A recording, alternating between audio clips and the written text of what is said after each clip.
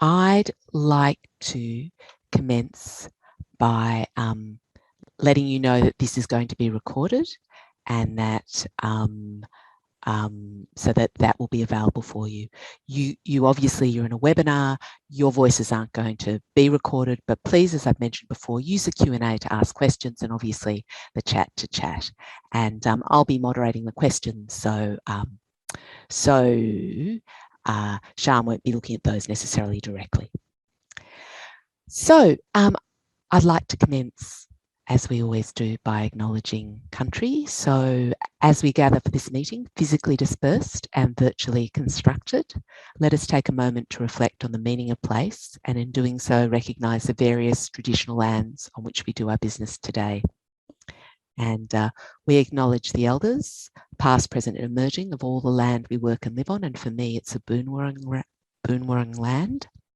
And I acknowledge ancestral spirits with gratitude and respect.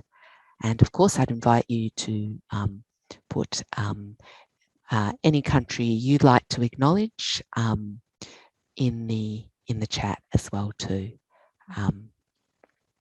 And for those of you who are coming from further afield, you can use take country literally, as in the nation that you're in.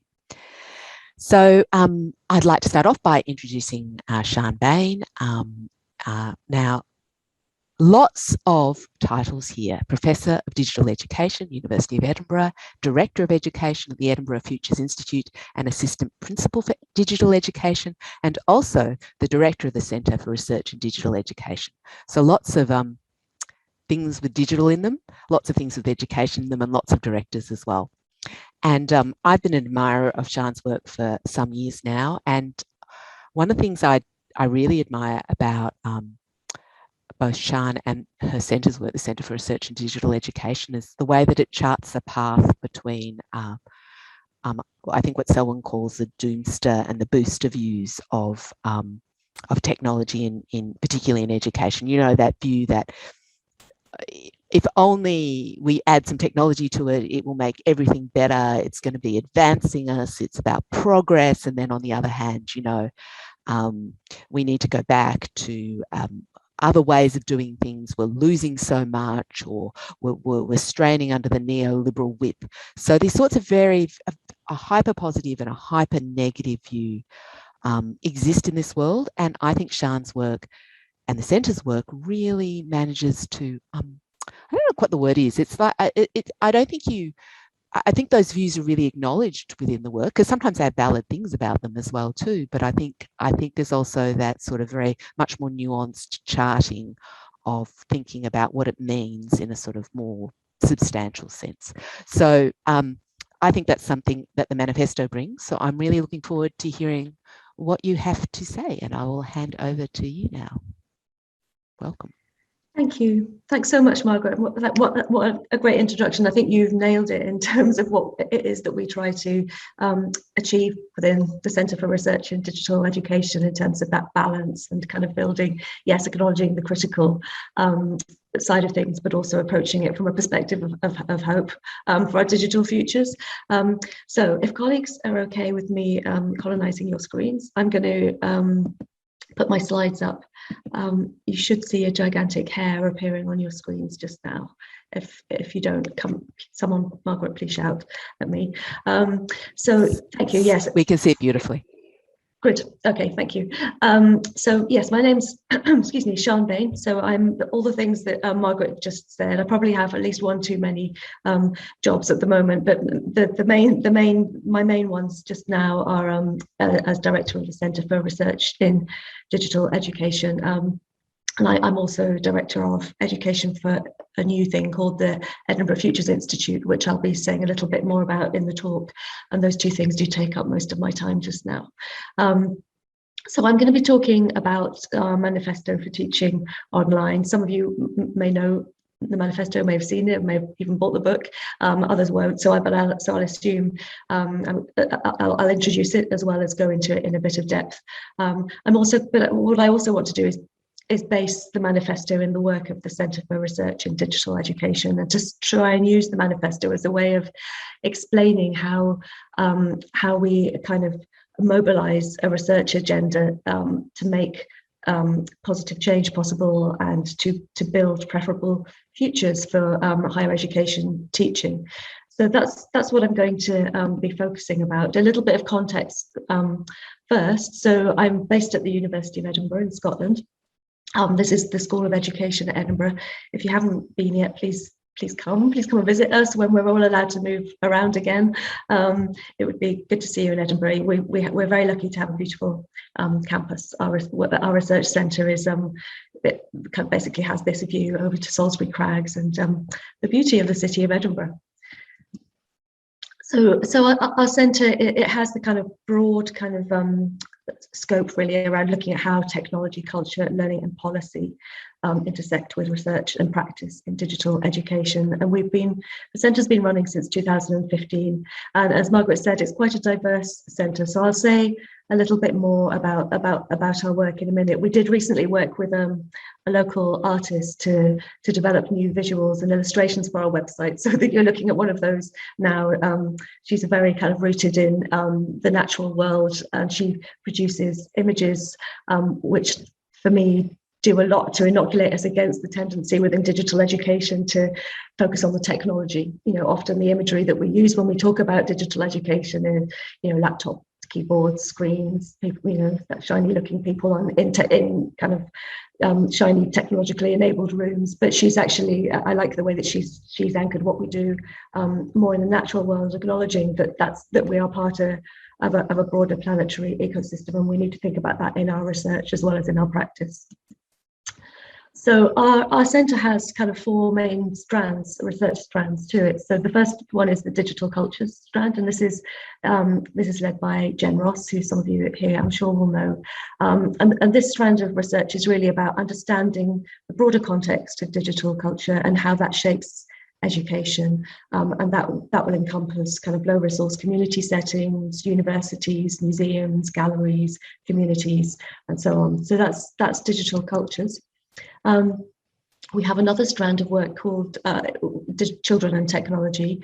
And Children and Technology is more focused on young children, and it's about understanding how children interact with technology, with the particular goal of helping that research helping inform better technological design. And that one is led by Andrew Manches. Then we have our Data and Society research theme, and this is led by Jeremy Knox, and this is really about the critical end of kind of the interrogation of the datafied society and looking at how societal datafication impacts on education, looking at issues like analytics, artificial intelligence, machine learning, and other kind of data intensive practices. And then finally, we have our Data Education in Schools theme, which is this team is funded by Scottish and UK governments to build digital data skills, confidence and competence among the young people in the Edinburgh region. So four quite diverse strands, but all interconnected in various ways. We also run an online master's program. So we run the MSc in Digital Education, which has been going since 2006. I think it's one of the world's kind of first fully online master's programs in the area of educational technology. When it was launched, it was called the MSc in e-learning. So goodness knows, at the time is probably coming when we're going to have to change the name again. But for now, it's the MSc in Digital Education, and it's really about doing the things that Margaret said at the beginning of this seminar, trying to balance the kind of understanding of the potentials of digital with the critical research-based perspectives on what digital does to education. So that's just a little bit of context about where I'm coming from. My focus today is on the Manifesto for Teaching Online, as I said. I have put into the chat a link. It's probably way up the chat now, so sorry, you might have to go digging for it, or maybe Margaret or Lisa could repost it. I've put all the references I'm going to use in my talk into the chat, onto a Google Doc, so you can just click through and look at them. You don't have to kind of worry about writing them down. And I've also put a link into the text of the manifesto, because I'm aware that when people are at seminars like this, people do multitask, and it might be useful to you just to have your eye on the text of the manifesto as the conversation unfolds. And of course, I'd be very happy to have a conversation about any points in the manifesto that I don't talk about today. We can talk about afterwards if you'd like to. So my talk this morning is going to, first of all, it's going to introduce the manifesto and say a bit about why we produced it. I'm then going to drill down into two particular manifesto points, and I'm going to show how they're based in a research program, but also how we're mobilizing them and kind of acting on them to make change happen. And the two points that I'm going to drill into are the ones that you now see highlighted on the left of the screen: algorithms and analytics, recode education, pay attention, and don't succumb to campus envy, we are the campus. And then I'll end the talk by just saying a bit more about how we're actively building preferable futures based on this research program for our own university and in conversation with others, hopefully for the sector too. So that's the shape of the talk. So first of all, to introduce our manifesto. So we've been, as a group, quite inspired by the way Bruno Latour described the function and purpose of a manifesto in his paper, 2010 paper called Towards a Compositionist Manifesto. And Latour says in that paper, when he's rationalizing why he's writing a manifesto, he says, look, a manifesto makes explicit a subtle but radical transformation in the definition of what it means to progress. So not as a war cry for an avant-garde to move even further and faster ahead, but rather as a warning, a call to attention, so as to stop going further in the same way as before toward the future. And I think that is a really lovely summary, really, of what we were trying to do in writing our manifesto. We weren't sort of staking a claim to be in the avant-garde of digital education by producing this work, but we wanted to raise a call to attention, because I think even in 2011, when we wrote the first manifesto, there were signs that digital education was potentially going in some negative directions, and we wanted to kind of, I suppose, draw people's attention to understanding what a preferable future for digital education might be. So the manifesto is really coming from that agenda. Now, don't try and read this. If you want to read the text of the manifesto, I recommend you go to the website link that I posted. We have always worked with a designer to produce the postcard versions of the manifesto, which is what you see here, and they're designed specifically to be provocative, to provoke discussion, to get people sort of looking and reading carefully and hopefully thinking about the issues raised. So what you're looking at here is the first version of the manifesto, which we produced in 2011.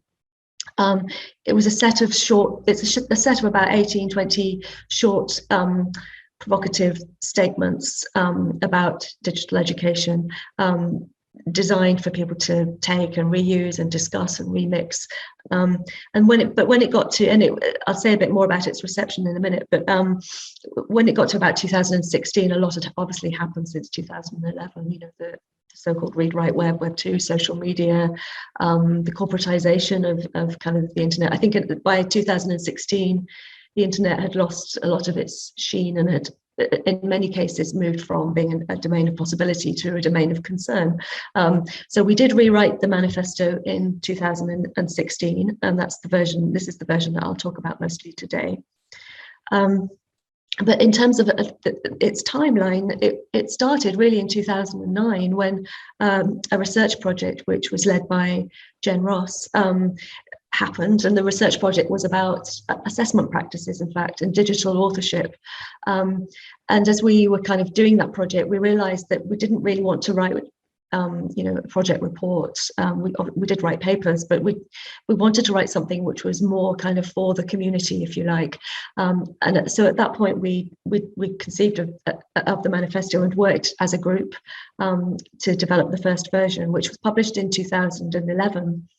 So when it was published, we had a review from Steve Kolovich in Inside Higher Education, and that kind of kicked off a lot of interest in that first version of the manifesto. And it went, I've said it, gone viral. It went semi-viral, I would say, in EdTech kind of spheres. There were a lot of commentary, lots of blog commentary, lots of reviews, lots of remixes and visualizations and so on. And that was a really exciting time for us because we were traveling around the world, you know, giving talks and doing our stuff, and often seeing the manifesto postcard on people's office walls and things. And it was really thrilling to see that. But as I say, in 2016, we revised and updated the manifesto. And that was the green version. And at that point, there were a few translations of it. We started to get a lot more speaking engagements. We were doing a lot of advocacy around the world for the 2016 version. And then we got a book contract with MIT Press, and we published the book of the manifesto in 2020 at the kind of, one of the peaks of the COVID-19 pandemic. At that point, as we all know, digital education was very much under the spotlight. And then at the moment, we're planning to write the third, probably final version of the manifesto next year. I'll just touch a bit on that towards the end of the talk. So the intention of the manifesto really was it has a critical and a kind of forward-looking, I suppose, a critical and a progressive kind of intent behind it. So it's based in a research program. It's also based in our practice as teachers, particularly teachers in online contexts. It's intended to push back on these kind of techno-corporate futures for education that we are seeing being normalized by edtech industry. It's arguing for universities to take control and reclaim a sense of agency over our digital education futures, and to think really creatively about digital methods for teaching. A strong message from the manifesto is that we need to move away from this still quite widespread view that online is second best, and actually to understand that online is a new, highly creative mode and landscape for us to work within as educators, and that's something that we should value. And then the manifesto also looks ahead to how we might build a positive digital futures specifically for university teaching. So its focus is really primarily higher education, but I know that it's been appreciated by colleagues working in other sectors too, which is great. So I'm going to move into the second part of what I want to say, which is to start to drill down into the manifesto a little bit and try to explain how it's based in a research program and how the research is being actioned. So the first point that I want to drill into is one of the most popular ones, and one of the points which people are now saying was one of the most prescient now that we're still mid-pandemic and still to a large extent working online away from our university campuses. And this is, don't succumb to campus envy, we are the campus. Now this particular manifesto point emerged from a series of research projects and publications that came through primarily from the digital cultures strand of our work. Michael Gallagher, James Lamb and I did a project way back in 2013, which was about the social topologies of distant students. It spoke to a lot of distant students and tried to understand what the campus means to them, students who will never come to Edinburgh, students who are at Edinburgh but are never in Edinburgh, and as a result of that, we used kind of sort of mobilities and spatial theories to understand that relationship between the distant student and the campus. And then James, Jen Ross and Phil Shield published subsequently, taking on different aspects of this conversation and this way of theorizing the relationship with campus. So it was based in an ongoing research program, I would say. And I would probably characterize this research program as being really about mobilities and about student mobility and about changing patterns of mobility. And this is one of my favorite images that I quite often use when I talk about the mobilities aspect of our work. So it's actually a photo of James Lamb, who's now a colleague, a lecturer in the Centre for Research in Digital Education. But at the time this photograph was taken, he was completing his master's dissertation. He was a student on the MSc Digital Education, studying online. He and his partner had just had a baby, and he sent me this image, which for me was a really beautiful encapsulation of the kind of the freedom that studying online gives you, not only to be mobile and to move around, but also to choose not to move around, to choose to stay still or to have to stay still. In James's case, he had to be at home because he was caring for his newborn. Over the last 2 years, we have had to be at home because we're in the middle of a pandemic. There's something in here about the way in which these alternate mobilities are changing the nature of what it means to teach and to be a student.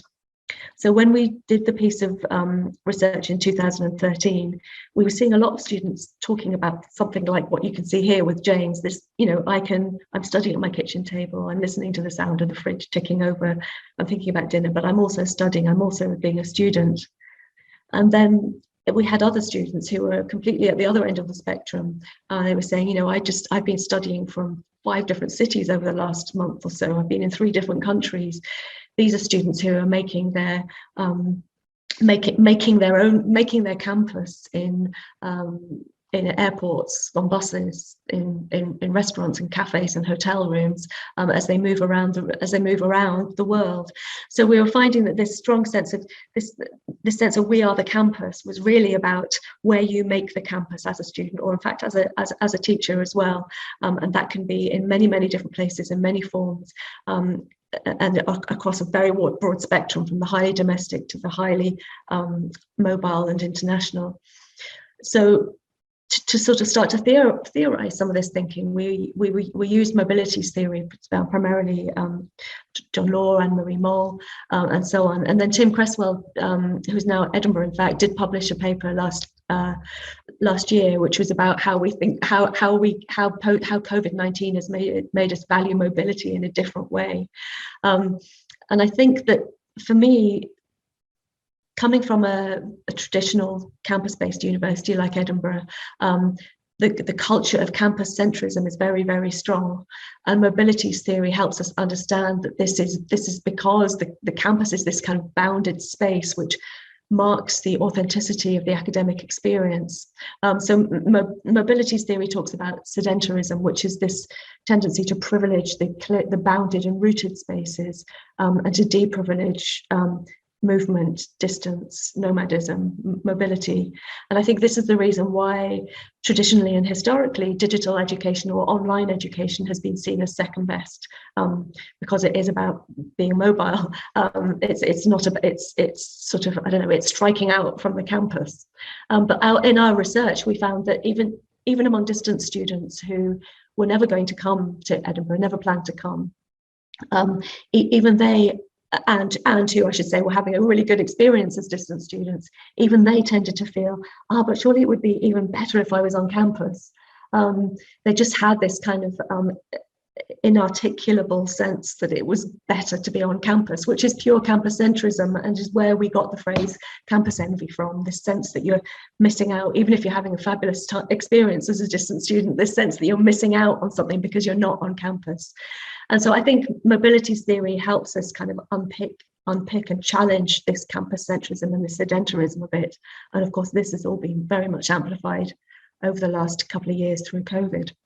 And we're now seeing, even in reports coming through from industry, we're seeing a real focus on kind of future, on mobility, on the ability to move around. So there was a, quite a thoughtful, actually, Deloitte report came out in January, which emphasize some of the changes that they see universities perhaps moving towards because of COVID and because of this new type of mobility and immobility that we've experienced over the last 2 years.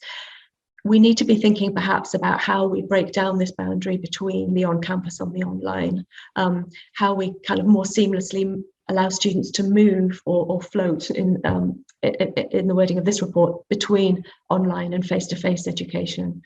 Maybe we need to think differently about the academic calendar, and we need to reduce this friction between residential and online delivery. So I think there, obviously this is coming from a very different place from the mobilities theorists, but it's a useful way of understanding where we might go after COVID, in terms of the relationship between on-campus and digital education. And I'll say a bit more later in the talk about how we're thinking about that at Edinburgh. Okay, so that's campus envy. The second manifesto point I want to dig into is algorithms and analytics recode education. Pay attention. So by the time we published the 2016 version of the manifesto, it was becoming obvious that datafication, data extraction, the massive use of student data and of the public data in, I suppose, bad ways, was becoming more of an issue for higher education. So on the one hand, we had all the promise of personalization and learning analytics and so on the one hand. On the other, we had, Cambridge Analytica scandal and other similar ones, which made us realize that things were radically shifting on the internet toward an extractive surveillance architecture, which was something that we needed to think about really seriously as educators and as students, and understand what that means for our practice. So that's kind of what this manifesto point was aiming to address, and it mostly came from a body of research coming through from our data society theme. So Jeremy Knox, Ben Williamson, Kate Miltner, Hugh Davis have all published articles on this issue of how artificial intelligence is changing education, how the data infrastructures that are emerging through platforms are changing the way that higher education pedagogy is designed, and how higher education policy is crafted. So if you're interested in this, I'd recommend there's a few links here. There are many more on our website if you want to dig into this area of research. It's very active at the moment in our centre. I think the thing that we wanted to address really in the manifesto particularly, and it's expanded on in the book of the manifesto, is this tendency to champion artificial intelligence, to champion data technologies, because a lot of the conversation is driven from government policy, industry contexts. There's often is a very strongly sort of championing next best thing, World Economic Forum kind of a fourth industrial revolution kind of tendency towards the discussion, and that often doesn't leave much space for actual conversations among teachers and students about what they want from data in education. So I was quite struck last April when this report came out from the GISP, which is a kind of government universities body supporting technology within higher education in the UK. Anyway, they produced this report on AI in tertiary education. It's one of many, many reports on this kind of theme that have come out in the last few years. But there was something for me about the way the discourse was constructed in this report, which was particularly interesting, and for me makes it a particularly strong example of the kind of thing that we need to take on as educators and as educational researchers. So very typical way of talking about AI here. So artificial intelligence is transforming the world. Often these discussions start by removing human agency from the equation, saying, look, this transformation is happening anyway, it's inevitable, how are we going to respond, not how do we want to shape it. Then it goes on to say, 3.67 billion was invested in AI startups, and this is a massive amplification. So again, a common discursive technique to legitimize the technology via reference to its market value, basing the conversation then in market values rather than in other values such as educational values, for example. And then going on to say, rather than to explain that this investment is going into AI in education because it's seen as a massively profit-making industry, it says we're all embracing EdTech because it offers loads of benefits without really stating what the benefits are or what solution, what problem they are addressing for us. So there's a very common discourse here that I think we very much wanted to challenge in the manifesto and in this body of research that we're doing.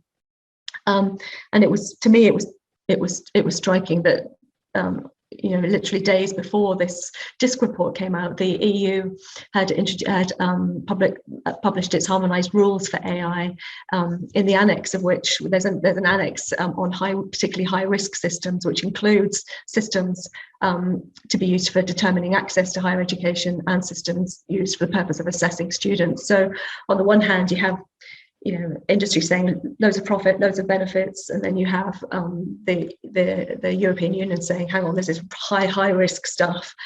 Somehow these conversations need to be brought together through the research and through the practice of people on the ground in higher education and other teaching contexts. So we have a body of research which is really trying to understand the influence of digital platforms, the rising influence of educational technology, including AI, but other forms as well, in higher education, the ways in which digital platforms are kind of causing educational practice to change form. I'm quoting here from a really useful special issue in critical studies in education, which is in the reference list. I'd strongly recommend if you're interested in this particular area of research. So we know that EdTech investment is accelerating. Universities' dependencies on platforms are becoming amplified. Higher education is increasingly seen as a high profit domain with great potential for investors, but both government and private. We need to try and understand what this means for our universities.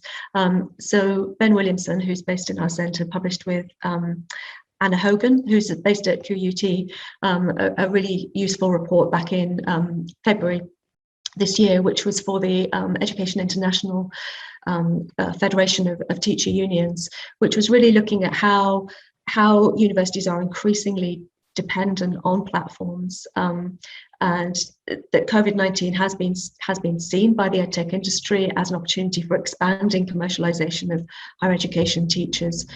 The report highlights really interestingly how private sector actors and partners are becoming increasingly influential, not only in the way that our digital infrastructures are built, but in the way in which our pedagogies are developing and the constraints within which our pedagogies are created, and that we are becoming, as a sector, increasingly dependent on these new public-private partnerships. So it's a great report, and I'd recommend it if you haven't read it already. But it ends by saying, look, we as academics and students in universities, we need to do our own reimagining of the future of higher education, because at the moment, higher education is being reimagined by private organizations, often profit-making private organizations. We need to build our own imaginaries which recognize that higher education as a social and public good. And I think this is a really nice kind of link into the final part of my talk, which is about how we have used the manifesto and the body of research that sits behind it to create futures, to build futures, and to advocate for preferable futures for higher education teaching, with or without technology. So I just wanted to spend a bit of time talking about a few initiatives that and projects that we've done to this end. So one of the ones that colleagues in the room may have heard me talk about this in other contexts, because I've talked about it a fair bit, is a project that we ran between 2017 and 2019 called Near Future Teaching. So this project, obviously pre-COVID, was designed. It was about how do we work across a big institution like the University of Edinburgh, over 40,000 students, multiple disciplines, 5 campuses. How do we work across this complex organizational context to co-design a values-based vision for digital education for our university? So there's a link to this project again in the Google Doc if you want to drill into it. But basically it was a 2-year co-design project which had 4 phases. We spent a whole year working with the university community, talking to students, talking to staff, running events, grabbing people and making them speak to us, do vox pops for us, to understand what their perspective is on the future of digital education, what they would like to see. We did trend reviews, we did scenarios, we developed alternative scenarios for the future of the university. We tested our ideas with kids in schools, as well as extensively with students at the university and academics. And then we developed a final vision and a strategy for the future of digital education. And this was really, this was organized around kind of six ideas really, and these were all kind of pushing back on the tendency to start with the technology, to start with the technological change, to assume that technology is driving us into a particular kind of change, and to actually say, hang on, no, just step back a second and try and understand what we want from the technology as an organization. So the goals that came out, the aims that came out of this project were, we want digital education which is playful and experimental, a technology which is put into the hands of teachers and students so that they can make stuff and do stuff and hack stuff, not just technology that's done to us by massive centralized implementations of technology, but technology which is actually handmade and we feel we have control over. We also wanted technology which was highly community focused, so technology which brings us together as a community, doesn't drive us apart.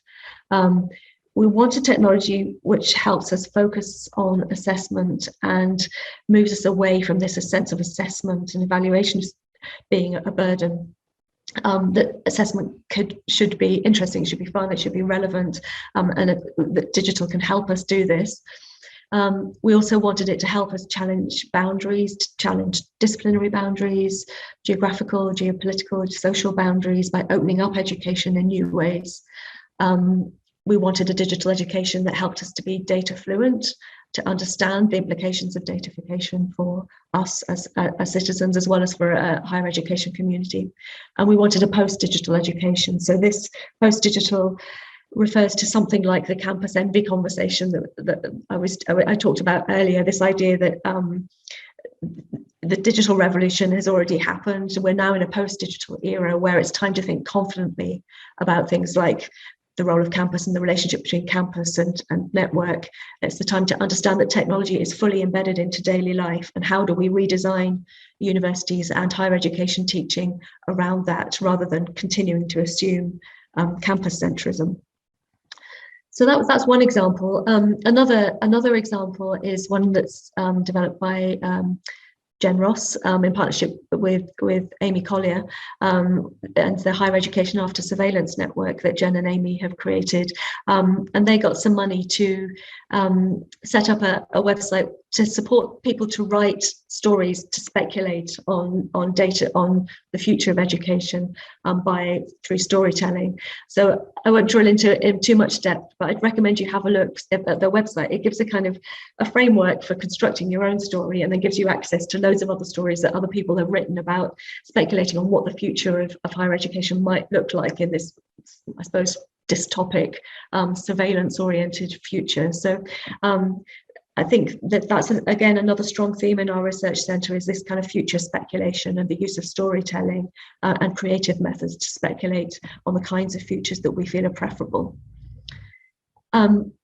Another quite different form of future making which is going on is through our data education in schools research theme, and the team there who are actively working with schools in the local region to develop interdisciplinary data education for the Scottish curriculum. So very high impact work, which is about enabling a future in which young people are coming up through schools with the critical understanding of data, also the understanding of how they might use data within their own lives, and what it means to be a data citizen.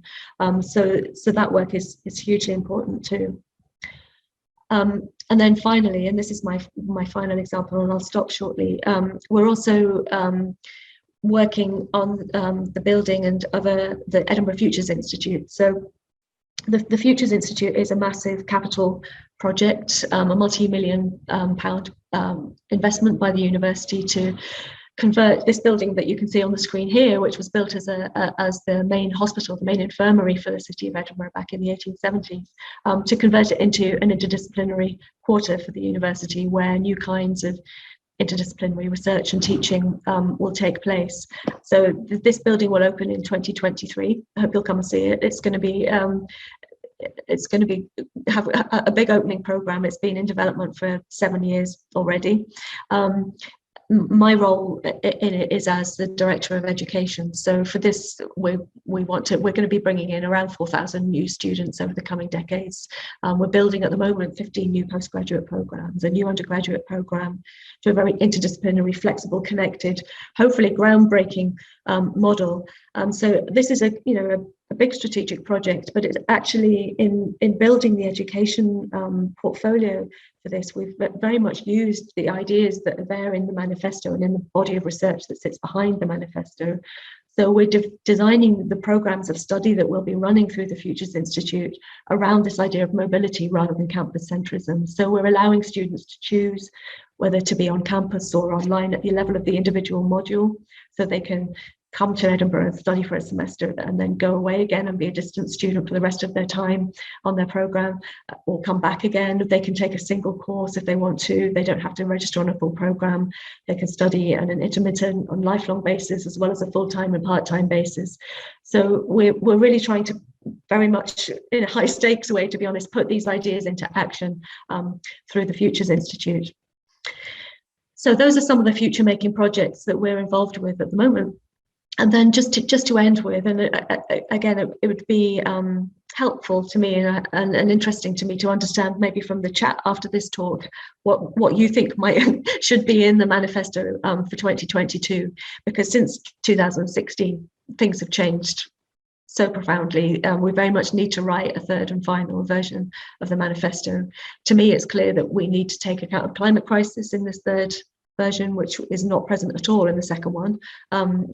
We need to obviously account for COVID-19 with the intensification of the datafication of society and education, moves towards the unbundling of the university, and so on. So there is already some key things that I think we need to have in there, and it would be helpful. It'd be interesting to hear what you will think. So I'm going to end there. I'm putting the link up to the talk references again, so that hopefully you got time to jot that down if you want to link straight through to those.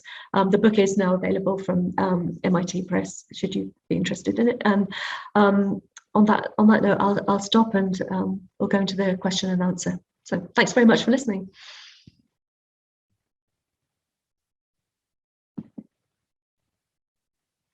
And I'm on mute.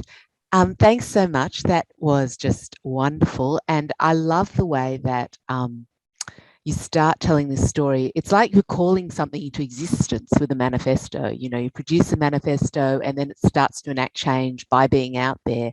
And then the change ends up being such a physical piece of infrastructure. It's quite extraordinary to see how, you know, ideas can power into something so concrete. So thank you.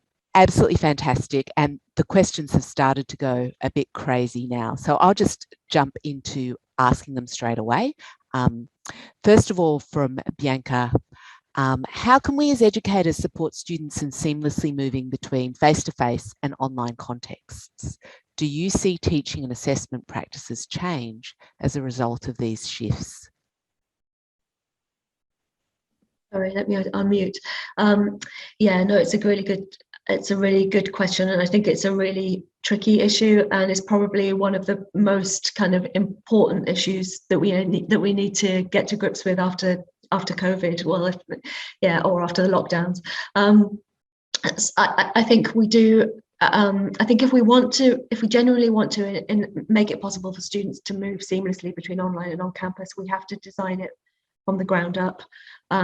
It's partly about estate and about how, so the way we're planning it for the Futures Institute is that we will teach online and on-campus students together as a single cohort. So that requires particular kinds of technologies in spaces, but it also requires proper investment in people, making sure that you have enough teachers and teaching assistants in the room to properly connect up the on-campus and the online students. It means a lot of kind of academic development and so on, but it also means a culture shift. And sometimes that culture shift is very heavily baked into the way that university systems work, for example. So at Edinburgh, it's very, very, very difficult to get our basic student systems infrastructure to recognise that a student might shift between being online and being on campus. You know, the way that we do it, and I know it's different everywhere, but others I'm sure have the same issue. You either have to be an online student or you have to be an on-campus student, and actually breaking that and saying, look, if we really want to design for student mobility, we have to break that. We have to make it possible for students to shift between modes. So I think doing this well requires a lot of organizational, institutional re-engineering at the systems level, at the cultural level, at the pedagogy level. So it's a big task. It can't be done easily. Yes, and it's interesting that you sort of put the relational and so forth forward. I think I saw a question that kind of relates to this a little come through here, which is from Dave Bowd, which is, given the challenges of the traditional nature of the University of Edinburgh, which you were just referring to, what substantive and systematic changes outside your own area have occurred, and how were they brought about? So by outside my own area, I guess you mean outside education specifically. Well, so the university has had, you know, a couple of decades now of investment in digital education. So for a kind of research intensive in the UK, that was quite rare. Well, our previous Vice Chancellor came in, I think, around 2003. And it sort of immediately started investing in what was then e-learning and then became digital education. So, several millions went into this area over a period of a decade or more. And a lot of that investment was focused on funding people to set up new master's programs completely online. And that did enact a cultural shift within the university across the disciplines. So particularly medicine really took that on, and the medics now do most of the distance education that happens in our university. I mean, it fits with their kind of professional kind of needs and professional accreditation needs and so on. But that really worked. And then when the MOOCs happened in 2012, again, the same Vice Chancellor was directly interested in that and directly funded and supported groups of colleagues to develop MOOCs. And we still have a massive MOOCs portfolio, but more fundamentally, it also helped enact this cultural change into kind of thinking of digital education approaches as being business as usual in a way which they hadn't been previously. And Edinburgh's historically has been quite a traditional university. So I think it's about investment and working towards an idea of cultural change has made some of that possible and has enacted the change in other discipline areas, science and engineering, medicine, as well as the arts, humanities and social sciences. Yes, it's interesting, but yet it's the administrative inability to classify students other than being online or face-to-face that remains the most resistant despite that investment. It's I think, interesting in itself. A couple of questions from Chair Adachi. The discourse on mobility versus sedentarism evokes the idea of dislocation. How might we educators position power of privilege within digital education? So I think it's about how do those things work across? Yeah, hi Chair, nice to see you. Well, nice to not see you, but nice to be in conversation with you. Last time I saw Chair was in Edinburgh several years ago. So I'm not quite sure how to approach the question. I mean, I guess power and privilege circulates constantly in higher education as in society, and maybe a question is about how it circulates differently if we're trying to set up a kind of a focus on mobility. It's a difficult question. There are definitely, I suppose some of the power issues and privilege issues are around access, not just access to technology, but access to higher education in the first place. I think by focusing on mobility, we and taking away the requirement for students to always come to and be on campus, we do have an opening to create much more inclusive approaches. We open up our university to people who are in work, who have kids, who have care responsibilities in new ways. I think we all know that, and that does shift the power relationship a little bit. That we're not expecting you to get your visa and up sticks, fly to Edinburgh for 3 years. So I think the power relations shift, but there are always, of course, power relations, and there will always be unequal privilege as well. I think all we can continue to do is to be aware of that as educators and kind of try and design for as inclusive and kind of decolonized educational experience as we can. But it's an ongoing challenge. It's never going to go away. Yeah, I think that's a great answer. I mean, I don't know how else you would manage it, but I do think you've identified in your talk both the opportunity and the challenge that the digital offers. So another one from Chair, which has 13 votes, so I have to ask it. One of the things about the manifesto, but it's also a good question. One of the things about manifesto I appreciate is its centrality of teachers, the work of teaching. If you were to imagine the manifesto for learning online, what would that look like? And how would we articulate the centrality of students in digital education? Yeah, no, it's a good question. And when we first published the manifesto, we got taken to task quite a bit by people saying, well, why have you written a manifesto for teaching online and not for learning online? And I think in this sense, most educators are fairly influenced by the work of Hip Yester and the learnification of education, the learnification of our educational kind of systems and institutions. And I think when we deliberately called it a manifesto for teaching online, because it is about the act of teaching, it's about the responsibility that we as educators and our institutions hold for designing and delivering high quality, good teaching. It's not about the experience of learners. I mean, hopefully if we take responsibility for designing good teaching, good learning will happen, but it's not necessarily the same thing. And I think that's the trouble with learnification discourses, is they often do sort of conflate the two things. And if you conflate learning with teaching, then you remove the sense of responsibility for designing and delivering good teaching, and you shift it onto the student as being, well, it's about your ability and capacity to learn. So I think it's a really interesting, complex conversation. Nonetheless, it would be interesting to try to write a manifesto for learning online. I think I'll leave that to someone else. I think if you fancy taking it on, I'd be happy to have a conversation about it. But ours was specifically about teaching. So yeah. Wonderful. Another question from Dave. Can you comment on the transformative changes in assessment that have taken place in the context of your manifesto? Yeah. Oh, hi, David. Yeah, I know the focus on assessment, I know, is a strong one for CRADLE. The manifesto did come out of a project. The original project in 2013 was a project about assessment. So it was looking at assessment practices in digital environments and how the digital was shifting the nature of assessment. And a large part of that work was around changing nature of authorship, and the fact that, you know, conventional rules around academic misconduct and plagiarism and so on often don't work particularly well in digital spaces, because the advantage of working digitally is you work often collectively, you work across multiple media and in multiple modes. So we took account of that, and the first manifesto in particular is really quite focused on assessment, and most of that is about, let's diversify the way in which we assess students. Let's try and move away from the kind of 2,000-word essay, and let's embrace kind of multimodal forms. And so we've done that for a long time in our master's program in digital education, where we allow students to submit web-based assignments, web-based dissertations, images, videos, poetry, all kinds of different modes of media. We've never used plagiarism detection, and we're now kind of working across the university to try and shift the dependency on plagiarism detection systems.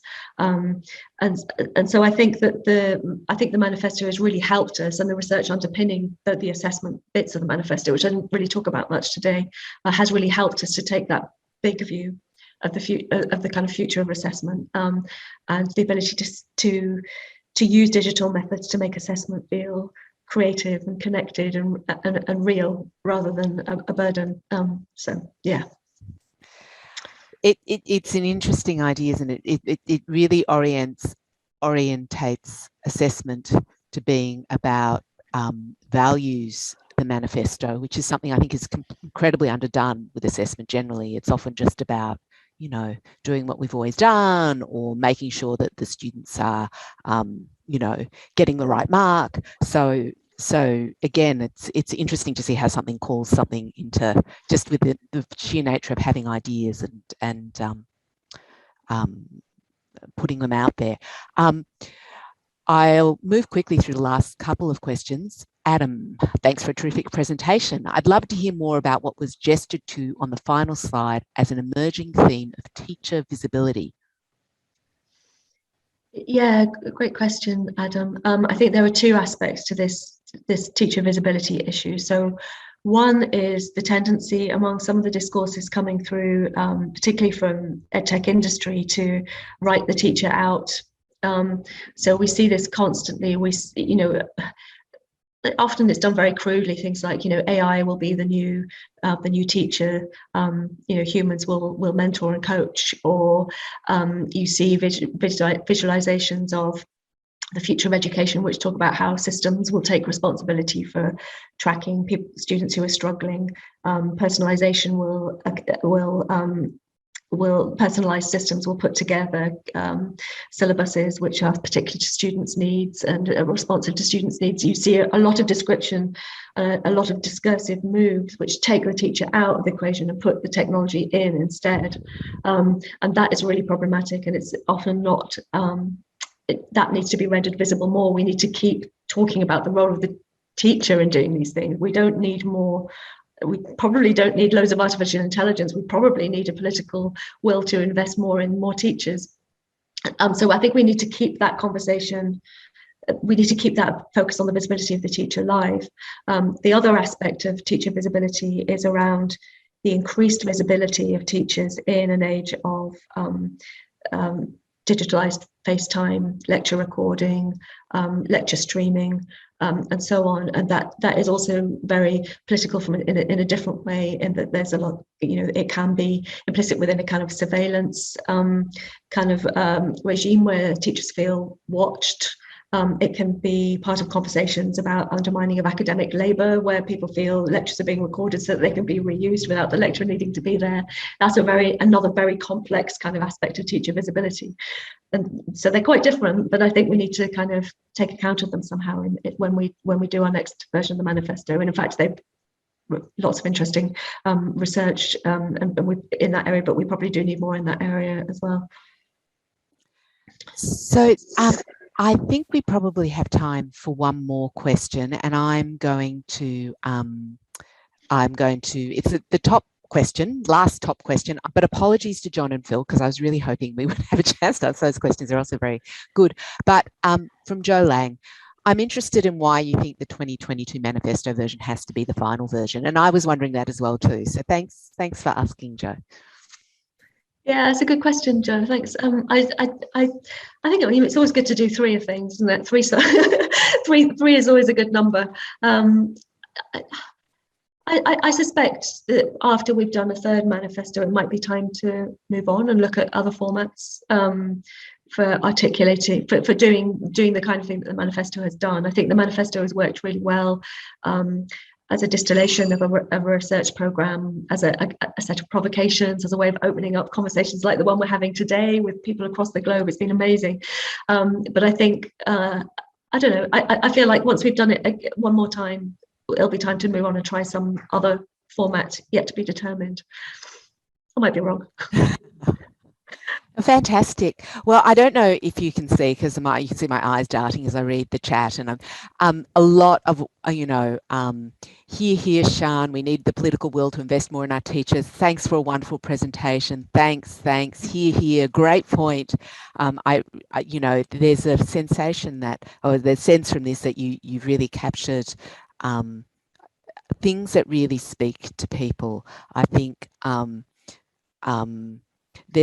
there's stuff about, I think, that we have all been living a kind of experience of online to embodied in a way that we really haven't done before.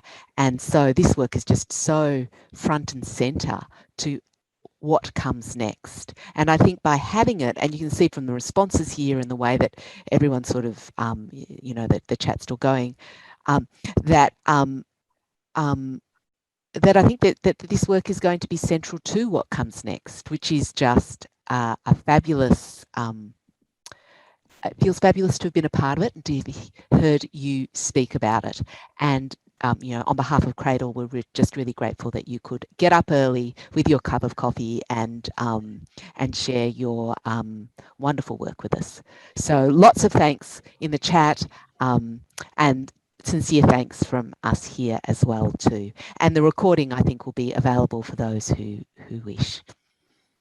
Thanks, Margaret. Thanks, everyone. Really enjoyed it. Thanks. Take care. Cheers. Bye. Oh, I should also say one more thing. Oh, I've got an ad. Next CRADLE seminar. I'm doing a very poor job of the CRADLE business. The next CRADLE seminar will be on the 21st of September, and it will be Professor Phil Dawson, and tackling cheating and assessment security with Phil. And it's an interesting one because I think it's being hosted alongside Turnitin, Chakwadi Oga, who's I've done an interview with Chakwadi before, and he's fabulously welcoming and engaging interviewee. So pop online if you're interested in that. It's a different system of registration. So thanks to you all again, and thanks once more to Sian.